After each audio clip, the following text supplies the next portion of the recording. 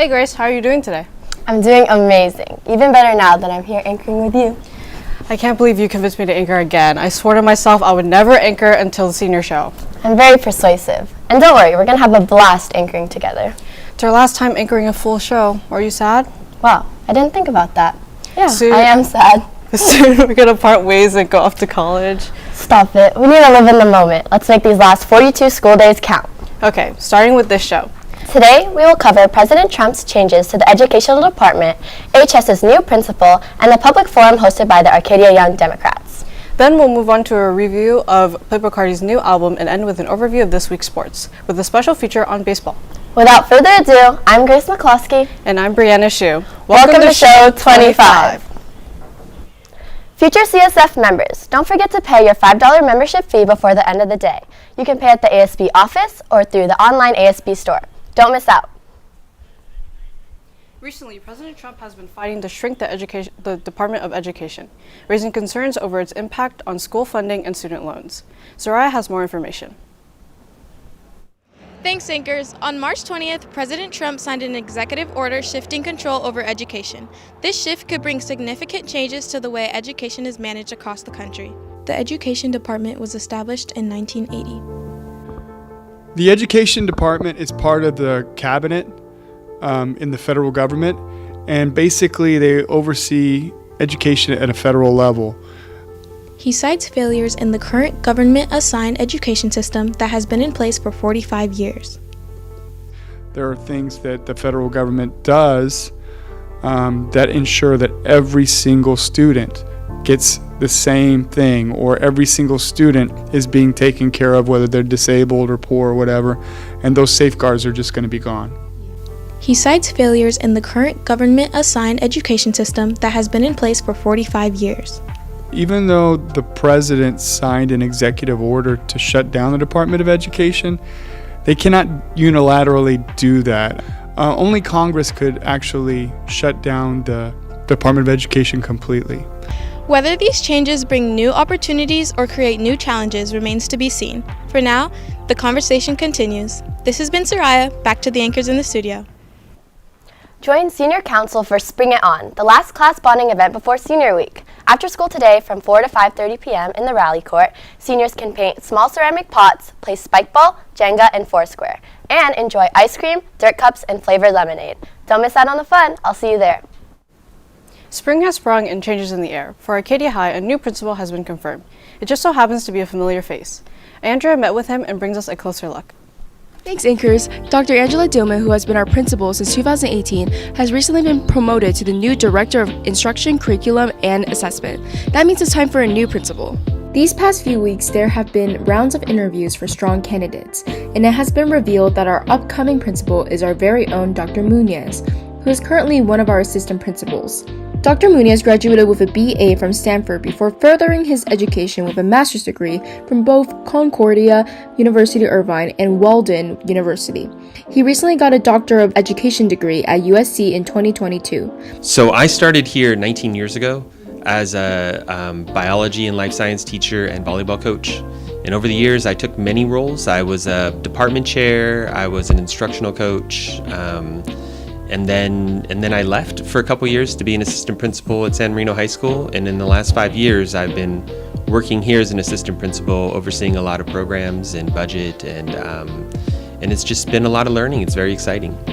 It's super exciting to see a new face as our principal as Dr. Dillman continues her path to success. Dr. Dillman has been a crucial part of Arcadia Unified School District's growth, overall being a teacher, assistant principal at Foothills, and of course being Arcadia High School's principal. We are ready to see more amazing things to come. Congratulations to Dr. Munez for your new position and wishing Dr. Dillman all the best. This has been Andrea, and now back to the anchors. With just 9 weeks left of high school, the class of 25 graduation is coming up fast. Make sure to place your Jostens or graduation orders by April 1st using the link down below.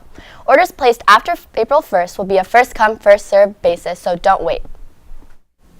This Wednesday, Arcadia's Young Democrats hosted a forum to discuss our school's plans for an upcoming fun ban, providing students with a space to share their thoughts and concerns. Here's Robert with more on the event. Thanks, Brianna. With phone restrictions looming on Arcadia High School, students had the opportunity to participate in a forum hosted by Arcadia Young Democrats. During the event, students participated in group discussions at one of the many tables that were set up, where they then shared their thoughts on the pros and cons of various phone ban policies. These conversations gave students a chance to express their opinions and consider different perspectives from their peers. In addition to the discussions, the Young Democrats hosted a Zoom panel featuring AHS alumni Travis Chen, co-founder of SoundMind, and Sabine Polak, co-founder of the Phone Free School movement. These panelists offered valuable insight into the potential benefits and drawbacks of phone bans, such as improved focus and reduced distractions. But they also raised concerns about the limited access to technology during emergencies. Their input sparked a lively and balanced debate amongst the attendees, prompting students to think critically about how such policies could impact their daily lives. As we continue to learn more about Arcadia's possible phone ban, we hope that students will continue to follow the rules and guidelines set by teachers and staff. This has been Robert Shema, and back to the anchors in the studio. With April Fool's Day right around the corner, get ready for some laughs and surprises. Don't miss our exclusive April Fool's special airing during 4th period on Tuesday, April 1st. Tune in for a fun-filled extravaganza you won't want to miss. If you're currently a junior with a 2.8 GPA or higher, you qualify for SMW. A mandatory meeting will be held in the PAC on Monday, March 31st at 7 p.m. If you're unable to attend, email advisor Ms. Wilkins at rwilkins.aoc.net or Ms. Grubbs at cgrubbs@aoc.net in advance. So Grace, have you heard Playboi Carti's new album? I've heard a few songs. Well, what do you think? I mean, I'm not a big fan of rap, but I enjoyed the song with The Weeknd. I haven't listened to it yet, but I do like his older songs. I know Wesley is a huge fan. Maybe he has some opinions on the album. Wesley, take it away. After years of delays, leaks, and cryptic teasers, Playboi Carti has finally dropped Music, an album fans have obsessively waiting for. It's been nearly 5 years since Whole Lotta Red, a project that initially divided listeners but became a cult classic, influencing a new wave of artists with its punk-infused chaos. Since then, Carti has only added to his mystique: sporadic social media posts, a growing opium label, and an aesthetic shift that blurred the lines between fashion, music, and performance art. The road to Music was anything but normal. Fans endured endless leaks, fake album names, and a bizarre rollout with no lead singles, just a surprise drop. But now that it's here, was it worth the wait? Not really. Spanning 30 tracks, Music is Carti's longest album yet. But instead of a well-crafted body of work, it feels messy and unfinished. There are some standout moments. Pop Out explodes with energy, Crush blends industrial beats with gospel elements, and Like Wheezy is playful and unpredictable. But too many tracks feel like rough drafts. We Need All the Vibes barely features Carti, while Rather Lie sounds like The Weeknd leftover. And Twin Trim with Lil Uzi Vert doesn't even have a Carti verse. Even big-name guests like Kendrick Lamar, Travis Scott, and Future fail to elevate the album. Kendrick appears multiple times but never feels fully engaged, while Travis and Future sound uninspired. Unironically, the most energetic presence on the album is Swamp Izzo, whose constant yelling might be the most memorable thing here. Swamp Izzo! At its best, Music offers glimpses of brilliance, but at its worst, it's bloated, directionless, and underwhelming. I would give the album 4 Swamp Izzos out of 10. This has been Wesley, I'm Music, and back to the anchors. Alright, I think I'll give it a listen.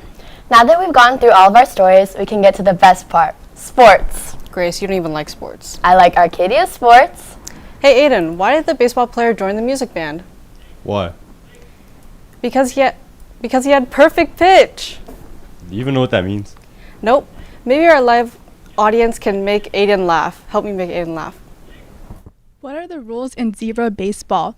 3 stripes and you're out. That was like a 2 out of 10.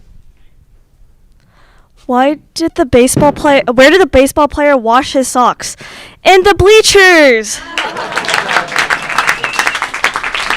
Honestly, that was like a negative 5 out of 10. Which cartoon character is the best at baseball? Homer Simpson! That's enough of baseball jokes going forward. This week, our Apache athletes have a busy schedule and are looking to improve already impressive records. This past Tuesday, baseball played Orange Lutheran. Here's Kiana with the recap. Aidan, our Apaches went head-to-head against Orange Lutheran with plenty to talk about. In the top of the first inning, our starting pitcher for the Apaches was Damian Cantano, and Orange Lutheran started off aggressive early in the game, gaining 4 runs in the first and our defense making 2 key errors. The next 3 innings were scoreless until the bottom of the 5th, where Tyler Barrettson started off the inning with a double to left field, and Matthew Manzo kept it going by bringing him home with a shot to right field, putting the Apaches on the board with their first run of the game. The next 2 innings were scoreless once again, ending the match with a score of 4-1. Our Apaches gave it the raw but came up short in this tough match. Today they have an away game at Orange Lutheran at 7 p.m., so make sure you come out and support. This has been Kiana Gomez, and now back to Aidan in the studio. Softball was supposed to play Wednesday against Marshall, but the game was canceled. The next game is on Tuesday at home against Glendale. Badminton played Monday at San Gabriel, blowing out the competition, winning with a score of 20-1. Also Thursday against Mark Keppel, they won with a final score of 14-7. The next game is tomorrow, but the location is unknown. Boys tennis played Burbank Tuesday, winning with a score of 15-3. They also played at Burroughs Thursday, winning with a score of 16-2. Their next game is Monday at Los Osos. Boys volleyball played at Burbank Wednesday, winning with a 3-0 score. They also played Pasadena Thursday, cruising to another 3-1 win. Today they play a tournament at Cal High, so try to go and support. There's a swim meet today at Walnut High, so make sure to go out there to support them as well. And track also has a meet today and tomorrow at the South Pasadena field, so if you want to go support them as well, make sure to head out. I still can't believe this is our last time anchoring a full show. My 3rd and last, your 18th and last. Oh my goodness. 18? That's crazy. But it's time for us to take a step back and let our younger members take the wheel so we know they're ready for next year. I have faith in them. We've been pretty good teachers. You're right. APN will have a new set of faces soon. Okay, this is completely unrelated, but since the audience failed so miserably at telling Aidan a joke, maybe they'll be better at telling you their best joke. All right, let's see if they can make me laugh. You guys got this. What do you call a nose with no body? Nobody knows! I see a smile. Okay, I'll have to admit, that was a little funny, but that's enough jokes for today. If you want even more jokes, follow our silly socials down below. This has been Grace and Brianna. See you next week.